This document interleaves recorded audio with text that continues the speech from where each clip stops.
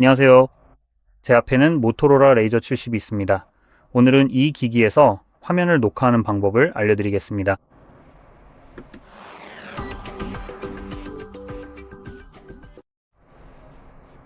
시작하려면 화면 상단에서 아래로 스와이프 하세요. 한 번 더 아래로 스와이프하면 표시되는 톡을 목록이 확장됩니다. 그 중에서 화면 녹화 기능을 찾을 수 있을 것입니다. 제 경우에는 두 번째 페이지에 있네요. 이게 맞는 것 같네요. 동그라미 모양 아이콘이요. 그리고 만약 이 토글을 어디에서도 찾을 수 없다면 여기 연필 모양 아이콘을 클릭해서 추가할 수 있습니다. 아래로 스크롤하면 이미 추가된 항목을 포함한 모든 토글을 찾을 수 있습니다. 예를 들어 여기 있는 항목들 중 이것을 제외한 나머지는 모두 추가된 상태이며 추가 가능한 항목에는 더하기 기호가 표시되어 있어 쉽게 구분할 수 있습니다. 보시다시피 화면 녹화 기능은 여기 어딘가에 있을 겁니다. 예를 들어 바로 여기 디스플레이 카테고리 아래에 있네요. 그런 다음 그 더하기 버튼을 클릭하기만 하면 됩니다. 글꼴 항목으로 시연해 보겠습니다. 더하기 버튼을 클릭하면 이제 추가된 것을 볼 수 있습니다. 이제 뒤로 돌아가면 추가된 토글이 이 목록에 계속 남아있게 됩니다. 이제 화면 녹화 기능을 찾아보겠습니다. 처음 사용할 때는 길게 누르는 것을 권장합니다. 여기에서 해상도가 1080p로 설정되어 있는지 확인하세요. 지금은 2008년이 아니니까 720p는 사실 존재해서도 안 되죠. 그리고 재생 빈도도 마찬가지입니다. 최소한 60으로 변경하세요. 솔직히 말해서 다이내믹으로 설정할 필요는 없습니다. 다이내믹은 좀 불안정하고 녹화해서 소셜미디어에 올리는 목적이라면 솔직히 아무런 이점이 없습니다. 사실 오히려 단점이 좀 더 있을 수 있으니까 예순으로 변경해서 그걸로 고정해 두는 걸 추천합니다. 녹화 제한이나 파일 크기 제한은 원하시면 설정하셔도 됩니다. 저는 건드리지 않을 겁니다. 저는 무제한으로 둘 생각입니다. 그게 더 유연하게 사용할 수 있게 해주니까요. 당연히 타이머가 있어서 예를 들어 10분 뒤에 갑자기 녹화가 끊기는 것보다는 제가 원할 때 끄는 게 낫죠. 예를 들어 계속해서 말을 이어가야 하는데 아직 다 못 끝냈을 수도 있으니까요. 뭐 10분 5초 정도가 더 필요할 수도 있는 거니까요. 그게 필요할 수도 있는데 타이머는 그런 거 신경 안 쓰니까 말하는 도중에 갑자기 끊어버리죠. 그래서 저는 두 경우 모두 무제한으로 설정해 두는 걸 좋아합니다. 그리고 마지막으로 터치 지점 기록 기능이 있습니다. 어떻게 보이는지 보여드리기 위해 이 기능을 켜볼게요. 기본적으로 손가락으로 화면을 누르는 곳마다 반투명한 회색점이 기록되는 기능입니다. 자, 마지막으로 한 가지 더 말씀드리고 싶은 건 아바타 크기입니다. 여기 보이는 이 원이 이 기능을 활성화했을 때 화면 어딘가에 표시될 실제 크기입니다. 잠시 문 좀 닫을게요. 포장 테이프 소리 때문에 좀 신경이 쓰여서요. 아무튼 이게 녹화를 시작하면은 활성화할 수 있는 셀카의 실제 크기가 될 겁니다. 자, 이제 모든 설정이 완료되었으니 따로 저장하거나 할 필요는 없습니다. 그냥 창을 닫고 토글을 다시 찾은 다음 길게 누르는 대신 가볍게 탭하기만 하면 됩니다. 그러면 몇 가지 옵션이 더 나타납니다. 말씀드린 대로 카메라 옵션이 있죠. 녹화 중에도 활성화할 수 있는 것으로 알고 있습니다. 오디오 설정도 있는데 아까 설정 메뉴에는 전혀 없던 항목입니다. 마이크 오디오, 시스템 사운드 둘 다 혹은 아무것도 녹음하지 않도록 설정할 수 있습니다. 자, 여기서 마이크와 시스템 사운드를 모두 녹음할 때 중요한 점은 헤드폰이나 이어폰 등을 사용하지 않으면 원치 않는 에코 현상이 발생할 수 있다는 것입니다. 그 이유는 시스템 사운드가 녹음될 때 소프트웨어를 통해 내부적으로 녹음되기 때문입니다. 소리를 직접 듣지 않아도 녹음은 계속 진행되고 나중에 재생할 때 소리가 포함되니까 굳이 들을 필요는 없겠죠? 그러니 기술적으로는 휴대폰을 완전히 음소거해서 소리가 들리지 않게 할 수도 있습니다.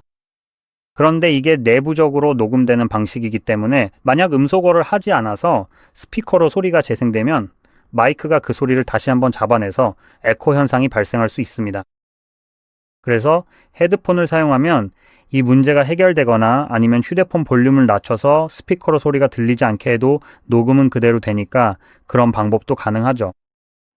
어쨌든 이제 시스템 사운드만 녹음하는 방식으로 녹화를 시작해 보겠습니다. 녹화 시작. 3초 카운트다운이 있고 이제 녹화가 시작됩니다. 자, 여기 보시는 것처럼 이걸 확장할 수 있습니다. 참고로 이건 녹화 화면에는 보이지 않을 겁니다. 적어도 제 생각엔 안 보일 것 같아요. 그래서 여기 몇 가지 옵션이 있습니다. 예를 들어 화면에 그림을 그리기 시작할 수도 있죠. 녹화 중에 소리를 변경할 수도 있습니다. 셀피 카메라를 추가할 수도 있고요. 녹화를 일시 정지하거나 중단할 수도 있습니다. 자, 이 작업을 하기 전에 어떤 앱을 여는 모습을 보여드리고 싶네요. 어디 보자. 에라 모르겠다. 아니 됐어요. 제미나이는 안 켜는 게 낫겠네. 그게 더 나을 것 같아요. 세상에 뭐든 다 로그인을 하라네요. 젠장 로그인 안 하고는 휴대폰도 제대로 못 쓰게 만들다니. 어쨌든 그냥 작동하는 앱들을 보여드리는 중입니다. 자, 빨리 확인해보죠. 여기에 넷플릭스가 있나요? 아니요, 없네요. 그래서 다른 걸로 보여드려야겠네요. 설정에 와이파이로 들어가 보겠습니다. 알겠어요. 좋아요. 이제 이 와이파이 중 아무거나 클릭하면 비밀번호를 입력하라는 메시지가 뜰 겁니다. 자, 여기 보시면 콘텐츠가 보이는 거 확인되시죠? 이 부분은 제가 바로 여기를 클릭해서 녹화를 중단할 때 중요해질 겁니다. 녹화를 중단하면 휴대폰에 저장되고 사진 앱에 들어가서 확인할 수 있습니다. 로그인은 하지 않을 겁니다. 그리고 이건 아래에 보일 겁니다. 사실 사진 앱은 아니에요. 지금 보시는 것처럼 이건 정확하지 않습니다. 왜냐하면 제가 구글 계정에 로그인하지 않았기 때문이죠. 자, 잠깐 말씀드리자면 구글 계정에 로그인되어 있을 때는 사실 여기 보이는 앨범들, 그러니까 스크린샷이나 화면 녹화본들이 컬렉션이라는 곳에 보일 겁니다. 사진과 검색 탭 사이에 중간 옵션이었던 것 같아요. 이 컬렉션 옵션에서 화면 녹화와 같은 앨범을 찾으실 수 있을 텐데 바로 그게 여러분이 찾으시는 항목일 겁니다. 텍스트 부분을 클릭하면 그 앨범으로 이동할 겁니다. 보이죠?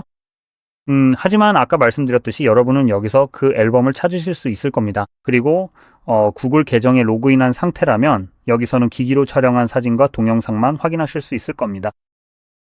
그리고 여기서는 스크린샷이나 화면 녹화본은 보이지 않을 것 같네요. 그리고 만약 그렇다 하더라도 그것들은 확실히 앨범이라고 표시되지는 않을 거예요. 그러니까 여기 있는 이런 라벨들이 사라지는 거죠. 그러니까 로그인 여부에 따라 레이아웃이 어떻게 보일지, 그리고 이런 항목들을 어디서 찾을 수 있을지가 달라질 수 있다는 점을 염두에 두세요. 어쨌든 여기서 이걸 클릭하면 제가 녹화한 내용을 보기 시작할 수 있고요. 화면에 있는 이 하얀 점이 보이실 겁니다. 바로 여기 이겁니다. 이건 제 손가락이 디스플레이를 누르고 있었던 곳이 분명하네요. 제가 그림을 그릴 때 확실히 보이죠?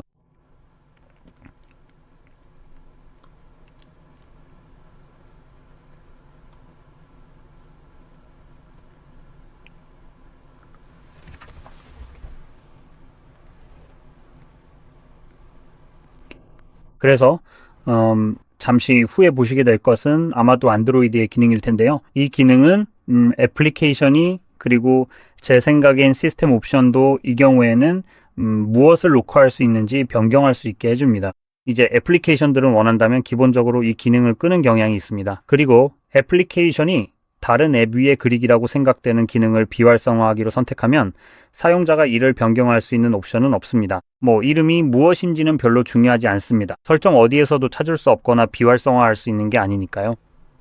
자, 흥미롭네요. 여기 보니까 모토로라는 민감한 정보에 대해서는 전혀 신경을 안 쓰는 것 같고 차단도 안 하네요. 알겠습니다. 그래서 사실 이걸 보여드릴 수가 없었네요. 하지만 이 기능은 안드로이드 기반이라 기기에 여전히 존재합니다. 모토로라가 특정 앱이 아닌 비밀번호 입력란에는 이 기능을 구현하지 않기로 한 것뿐이죠. 아니면 특정 앱들은 알아서 하겠지만요.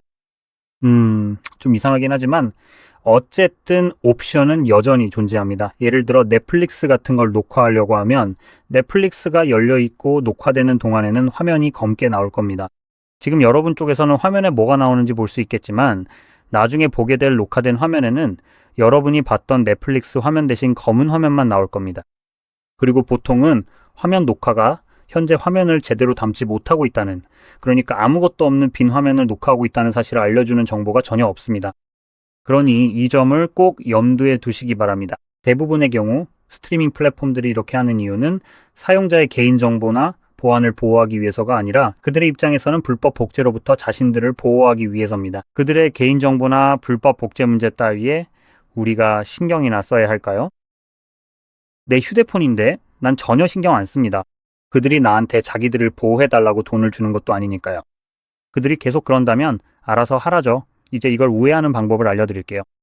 지금 제가 이 기능을 나쁘게 설명하고 있지만 사실 좋은 용도로도 쓰입니다. 예를 들어 은행 앱도 이 기능을 차단하죠. 다시 말하지만 이게 별거 아닌 것처럼 보일 수도 있지만 만약 가상의 상황으로 여러분 기기에 악성 코드가 있어서 스크린샷이나 화면 녹화를 통해 여러분이 은행에 접속할 때 쓰는 핀 번호나 비밀번호를 알아내려 한다고 생각해 보세요. 이제 은행이 그 기능을 차단하는 게 여러분에게 얼마나 좋은 일인지 상상이 가시죠. 그러니까 여러분 단점은 예를 들어 결제 확인서 같은 걸 스크린샷으로 찍을 수 없다는 건데 보통 은행 앱에서 이체 내역을 열면 다운로드 옵션을 제공하니까 그걸 통해 언제든 다운로드 할 수 있어요. 보통 여기 어딘가에 있는 점 3개를 누르면 확인서를 다운로드 할 수 있죠. 단지 전원 버튼과 볼륨 낮추기 버튼을 눌러서 찍는 건 안 될 뿐이에요. 뭐 그렇습니다. 그리고 말씀드렸다시피 이건 여러분의 개인정보 보호와 보안을 위한 거라서 악성 코드가 이걸 알아내려고 해도 검은 화면만 뜰 뿐 아무것도 할 수 없게 돼 있죠. 하지만 넷플릭스나 애플 TV, HBO 같은 다른 서비스들을 이용할 때는 브라우저를 열어서 해결할 겁니다. 이 빌어먹을 제약을 우회할 거거든요. 그래서 이 작업을 위해 구글 검색을 사용하는 걸 추천합니다. 구글이 좋아서 그런 건 절대 아니고요. 그리고 와이파이부터 연결할게요.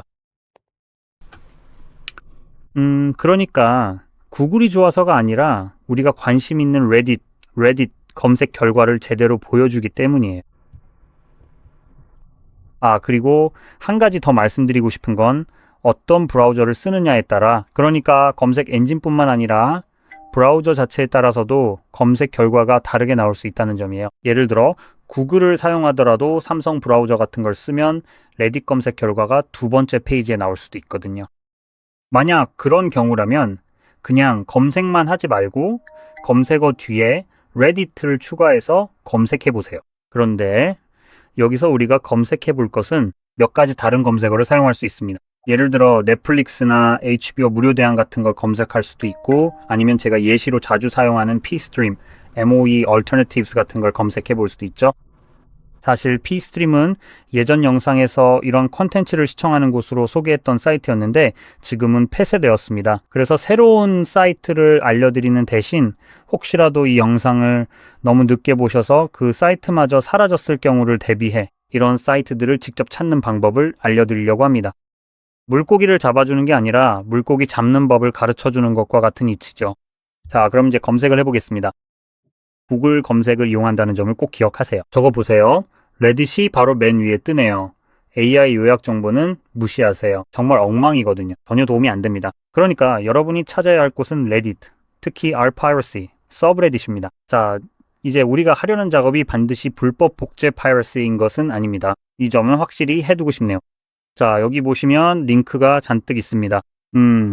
그러니까 이건 서로 다른 사이트들입니다. 그런데 웬일인지 여기서는 클릭이 안 되네요. 그렇죠? 네, 링크로 작동을 안 하네요. 원래는 되거든요. 왜? 모토로라가 이걸 링크로 인식하지 않아서 클릭해서 이동할 수 없게 만드는 건지 잘 모르겠네요. 하지만 보통은 아마 다른 브라우저라면 될지도 모르겠네요. 만약 안 된다면 그냥 텍스트를 선택해서 복사한 다음 검색창에 붙여넣으면 됩니다. 그러니까 이건 넷플릭스 같은 플랫폼에서 볼 수 있는 콘텐츠를 확인할 수 있는 사이트들의 작은 목록일 뿐입니다. 자, 아까 말했듯이 이건 rPiracy라고 라벨이 붙어 있지만 거기서 콘텐츠를 보는 게 꼭 불법 복제인 건 아닙니다.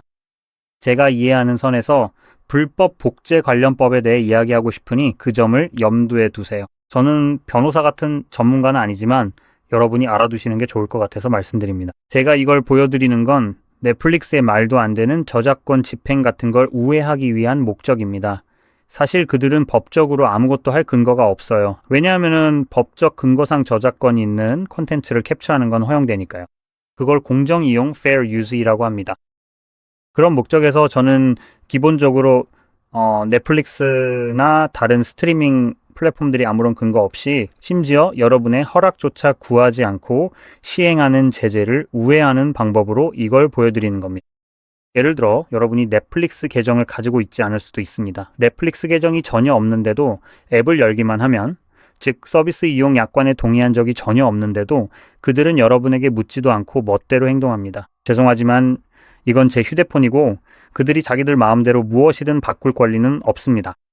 이 기능은 제 휴대폰에 있는 것이고 저는 그걸 사용하고 싶습니다. 저는 그들에게 제가 이 기능을 사용하지 못하게 막을 권한을 준 적이 없습니다.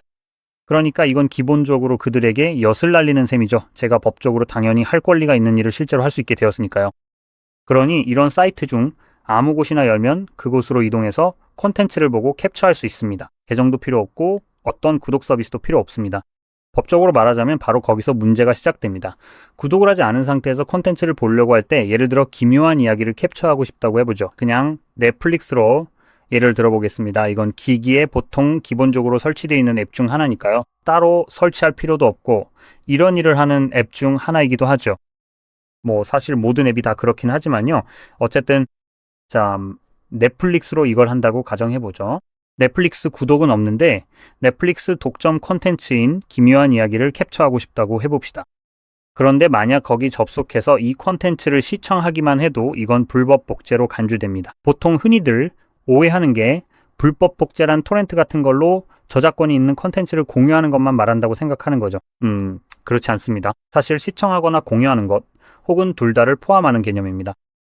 그러니 이 점을 명심하세요. 만약 넷플릭스 구독료를 내고 이런 행동을 한다면 제가 알기로는 괜찮을 겁니다. 콘텐츠를 캡처하는 건 몇 가지 추가적인 단계가 더 필요하죠. 스크린샷은 괜찮습니다. 화면 녹화의 경우 공정 이용 원칙에 따라 30초까지는 허용되는 것으로 알고 있습니다. 그 이상은 저작권 침해의 소지가 있습니다. 그러니까 만약 31초가 넘는 영상을 올리게 되면 저작권을 가진 쪽에서 기본적으로 영상의 저작권 침해 경고를 날릴 겁니다. 예를 들어 유튜브에 올렸을 경우 저작권이 있는 콘텐츠로 간주해서 말이죠. 유튜브의 경우 이건 기본적으로 이런 뜻입니다. 만약 3시간짜리 긴 영상을 올렸는데 그중 31초 분량의 저작권이 있는 콘텐츠가 포함되어 있다면 수익 창출이 가능했던 그 3시간짜리 영상의 수익이 전부 저작권자에게 돌아가게 된다는 거죠. 이 경우에는 넷플릭스가 되겠죠. 맞나요? 만약 그게 기묘한 이야기라면 말이죠. 단지 제한 시간을 1초 넘겼다고 해서 뭐 그건 중요하지 않죠. 그들은 3시간짜리 영상의 수익을 전부 가져가려 할 테니까요. 솔직히 좀 치사한 거죠. 어쩔 수 없는 일이니까 이 점은 꼭 알아두세요. 그리고 아까 말했듯이 구독 중이라면 괜찮습니다. 만약 구독하지 않았다면 기술적으로는 불법 복제로 간주됩니다. 자, 여기까지 말씀드렸고요. 이번 영상이 도움이 되고 유익했기를 바랍니다. 만약 그랬다면 좋아요와 구독 잊지 마시고 시청해주셔서 감사합니다.